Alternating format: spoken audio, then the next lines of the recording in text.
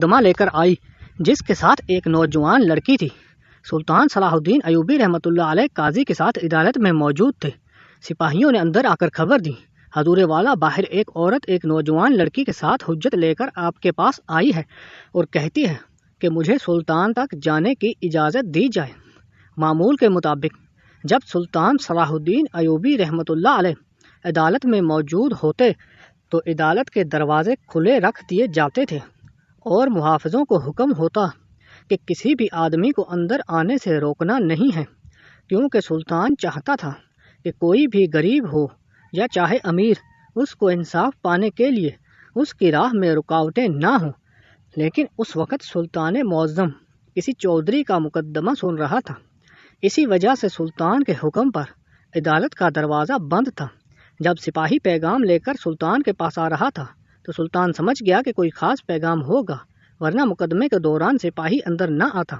सुल्तान सलाहुद्दीन अयूबी ने उसे अपने पास बुलाया और सरगोशी करते हुए पूछा, सिपाही बताओ क्या बात है जिसने तुम्हें अंदर आने पर मजबूर कर दिया। उसने कहा, हजूर एक बूढ़ी औरत है जिसके साथ बहुत खूबसूरत और हसीनो जमीन लड़की मौजूद है और वो आपके पास कुछ मुकदमा लेकर आई है। मैंने उससे कहा कि बताओ तुम्हारा क्या मसला है, लेकिन उसने कहा कि मैं सुल्तान को ही सब कुछ बताऊंगी। सुल्तान ने चौधरी के मुकदमे को मुलतवी कर दिया और हुक्म दिया कि इस नौजवान लड़की को अंदर हाजिर करो। चंद लम्हों के बाद वो बूढ़ी औरत सुल्तान के सामने हाजिर हुई। सुल्तान ने पूछा, अम्मा जी बताओ क्या माजरा है। तो उसने कहा, सुल्तान मुअज़्ज़म मैं एक बूढ़ी खातून हूँ। मेरा शोहर तिजारत के दौरान एक हादसे की वजह से मर गया था। हमारी एक बेटी थी जिसको मैंने बड़ी मुश्किलों से पाला पोसा, उसको जवान किया। मैंने थोड़ा थोड़ा जमा करके उसकी शादी के लिए चंद जेवर और रकम जमा कर रखे थे। लेकिन पिछली रात की बात है कि मैं और मेरी बेटी हम झोंपड़ी के अंदर सो रही थी कि अचानक एक नौजवान खीमे के अंदर दाखिल हुआ और उसने अपने मुंह पर निकाब लपेटा हुआ था। उसने मेरी गर्दन पर खंजर रखते हुए कहा, बताओ तुम्हारे पास क्या क्या मौजूद है। मैंने कहा, मैं बूढ़ी औरत हूँ, हम 2 वक्त की रोटी बड़ी मुश्किल से खाते हैं, हमारे पास क्या होगा।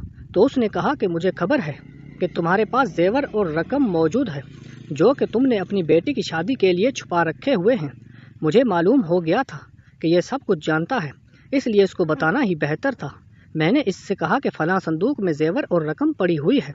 इस नौजवान ने रकम और जेवर उठाए और जाने ही लगा था कि अचानक उसकी नज़र मेरी बेटी पर पड़ी, जिसको देखकर शैतान ने उसको वरगला लिया और वो वापस पलटा, झोंपड़ी का पर्दा आगे कर दिया और मुझे रस्सियों से बांधकर मेरी आंखों के सामने मेरी बेटी की इज्जत को बेआबरू कर दिया।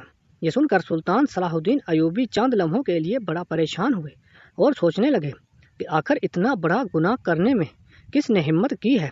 बूढ़ी अम्मा कहने लगी, सुल्तान मुअज़्ज़म शायद वो समझा कि मैं इज्जत के डर की वजह से चुप कर जाऊंगी, इसलिए उसने ये गुनाह करने का सोच लिया। ये सुनकर सुल्तान ने बूढ़ी माँ से कहा कि ये आपने बिल्कुल सही किया कि अपना मुकदमा मेरे पास लेकर आई, और मैं आपको यकीन दिलाता हूँ कि चंद ही दिनों में वो मेरी पकड़ में होगा। अगर तू मेरे पास ना आती तो मुझे यकीन था कि वो आने वाले वक्त में बहुत सारी लड़कियों के साथ ज्यादती करता। फिर सुल्तान ने इस बूढ़ी से कहा कि जब डाकू कमरे के अंदर दाखिल हुआ तो क्या उस वक्त दिया जल रहा था। तो बूढ़ी अम्मा ने कहा, जी हाँ, मामूल के मुताबिक तो हम सोते वक्त दिया बुझा देते हैं, लेकिन इस रात अचानक मेरी आंख लग गई और मेरी बेटी पहले भी सो चुकी थी, इसलिए दिया बुझाना भूल गई। सुल्तान ने कहा, क्या तुम इस आदमी को सही तरीके से देख पाई। तो बूढ़ी माँ ने कहा, नहीं सुल्तान मुअज़्ज़म, उसने अपना चेहरा मुकम्मल तौर पर निकाब से ढांपा हुआ था। सुल्तान ने कहा, अम्मा जी कोई ऐसी खास निशानी या कोई ऐसी खास बात जो तुम्हें इस नौजवान में नजर आई हो। ये सुनकर बूढ़ी अम्मा थोड़ी देर के लिए खामोश हो गई और कहा, सुल्तान मुअज़्ज़म हाँ, एक निशानी जो मैंने उसके हाथ के ऊपर देखी थी, क्योंकि जब वो दिया बुझा रहा था, जब उसने अपना हाथ दिए के करीब ले गया तो वही निशानी मुझे दिखाई दी। इसके अलावा मैं इस नौजवान के बारे में कुछ नहीं जानती। सुल्तान सलाहुद्दीन अयूबी ने बूढ़ी अम्मा को कहा कि कल तुम आकर मुझे मिलना, मैं इस बारे में तुमसे अकेले में बात करूंगा, फिर ही इस मुकदमे को हल करूंगा।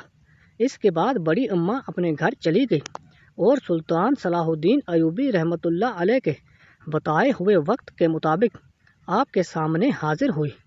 सुल्तान ने तमाम सिपाहियों को अपने कमरे से बाहर भेज दिया और अकेले में बूढ़ी अम्मा से कहने लगा कि अगर मैं चाहूँ تو تمام گاؤں والوں کو ایک جگہ پر اکٹھا کر کے ان ہاتھوں پر وہ نشانی دیکھ لوں اور مجرم کو پکڑ لوں۔ لیکن اس بات سے وہ نوجوان چونک جائے گا اور وقت آنے سے پہلے ہو سکتا ہے کہ وہ اس گاؤں سے بھاگ جائے یا وہ کسی تاجر کے روپ میں دوسرے شہر چلا جائے۔ جو سن کر بوڑھی اماں نے کہا، سلطان معظم، پھر ایسا کون سا طریقہ ہے جس سے آپ مجرم کو پکڑیں گے؟ سلطان نے کہا کہ کل میں ایک بڑی دعوت کا انتظام کرنے والا ہوں اور جس میں صرف اس گاؤں کے لوگوں کو مدعو کیا جائے گا، اور جب سب لوگ کھانا کھانے کے لیے صفوں میں بیٹھ جائیں گے تو میں تمہیں ان سب گاؤں والوں سے ملواؤں گا، اور ملواتے وقت تم سب گاؤں والوں سے ہاتھ ملانا اور ہر ایک آدمی کے ہاتھ کو دیکھنا کہ وہ نشان کس ہاتھ پر نظر آتا ہے۔ مجھے یقین ہے کہ وہ نوجوان اسی گاؤں کا ہے جو پہلے سے زیورات کے بارے میں سب کچھ جانتا تھا۔ بوڑھی اماں نے کہا، ٹھیک ہے۔ اگلے دن گاؤں میں بڑی دعوت کا پروگرام بنایا گیا۔ سلطان صلاح الدین ایوبی رحمۃ اللہ علیہ اس بوڑھی عورت کا حلیہ بدلوا کر تمام لوگوں کے سامنے حاضر ہوا اور کہا، یہ بوڑھی اماں پڑوس ملکہ کی ملکہ ہے اور تم سب گاؤں والوں سے ملنا چاہتی ہے۔ آج ہی یہاں پہنچی ہے اور مجھ سے ملنے کے لیے یہاں آئی تو میں نے سوچا کہ آپ سب لوگوں سے ملکہ کی ملاقات کرائی جائے، اس لیے میں تم سب کو ان سے ملوانا چاہتا ہوں۔ اور اس کے بعد سلطان نے باری باری گاؤں والوں کو حکم دیا کہ باری باری ملکہ سے ہاتھ ملائیں اور ان سے دعائیں لیں۔ سلطان کے حکم پر تمام گاؤں والے آہستہ آہستہ باری باری اس بوڑھی اماں کے پاس آتے، ہاتھ ملاتے اور بوڑھی اماں کا کندھا تھانپ دیتی اور وہ چلے جاتے۔ یہ سارا منظر سلطان دیکھ رہا تھا۔ آدھے سے زیادہ گاؤں والے بوڑھی اماں سے ہاتھ ملا چکے تھے، لیکن ابھی تک وہ نوجوان جو اس رات بوٹھی کو لوٹ کر اور اس کی بیٹی کی عزت کو بے آبرو کر کے چلا گیا تھا، وہ ابھی تک نہیں آیا۔ تھوڑی ہی دیر گزری کہ بوڑھی اماں نے کہا کہ ایک نوجوان کو گندھا تھانپنے کی بجائے اس کے چہرے پر تھپڑ رسید کرتے ہوئے کہا، سلطان معظم، یہی میرا مجرم ہے، اس کے ہاتھ پر بالکل وہی نشان ہے۔ اس کے بعد سلطان صلاح الدین ایوبی رحمۃ اللہ علیہ نے اس نوجوان سے تفصیلی پوچھا اور کہا کہ بتاؤ اے نوجوان، تم نے وہ چوری کیوں کی اور بوڑھی کی بیٹی کی عزت کیوں لوٹی؟ تو اس نے کہا، سلطان معظم، میرے 2 چھوٹے چھوٹے بچے ہیں اور جتنی میں دہاڑی کماتا ہوں اس سے میرا گھر کا نظام نہیں چل رہا تھا۔ ایک دن میں بڑھیا کی جھونپڑی کے پاس سے گزرا تو یہ اپنی بیٹی سے ان زیورات کے بارے میں بات کر رہی تھی، اس لیے میں نے رات کو آ کر بوڑھی اماں سے وہ سونا چھین کر بھاگ گیا۔ لیکن جیسے ہی پلٹنے لگا تو پھر مجھے خیال آیا کہ جب ایک گناہ کر لیا تو پھر دوسرا گناہ کرنے میں کیا حرج ہے، اس لیے میں واپس مڑا اور اس کی نوجوان حسین و جمیل بیٹی کے ساتھ زنا کر کے واپس چلا گیا، اور میں خوش تھا کہ مجھے کوئی نہیں پہچانے گا کیونکہ میں نے اپنا چہرہ چھپایا ہوا تھا۔ یہ سن کر سلطان صلاح الدین نے کہا، گناہ گار تو چھپ سکتا ہے لیکن گناہ کبھی نہیں چھپتا، اور وہی گناہ گار کو ایک نہ